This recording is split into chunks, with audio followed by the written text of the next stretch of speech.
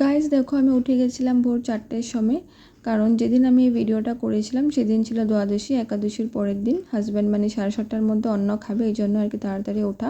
না হলে অন্যদিন আমার 6টার সময় উঠলে হয়ে যায়। তো দেখো, উঠেই আমি আগে আকাশের দিকে তাকিয়ে একটু আমার মনের উইশটা বলে নিয়েছিলাম, কারণ ওই সময় তো ব্রহ্ম মুহূর্ত থাকে, আর ব্রহ্ম মুহূর্ততে উইশ বলে নাকি পুরো হয়, এই জন্য আমি মানি।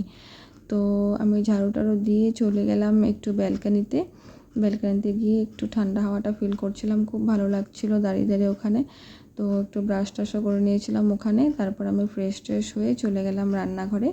তো রান্না করেছিলাম ওই ভেন্ডি ভাজা করেছিলাম, আর আলু আর টমেটো সিদ্ধ করে মাখা করেছিলাম, আমার হাজব্যান্ড খুব ভালোবাসে মাখাটা। আর করেছিলাম মাশরুমের তরকারি।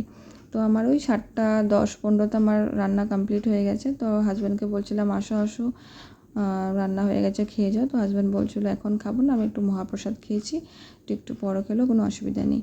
তারপর একটু করে হাজব্যান্ড আসলো, আমি আর হাজব্যান্ড একসাথে মিলে খেয়ে নিয়েছি। সকাল সকাল আমিও ভাত খেয়ে নিয়েছি। তো আমার এই ভিডিওটা এই পর্যন্ত। পরে আবার দেখা হবে কোনো নতুন ভিডিওর সাথে। সবাইকে টাটা।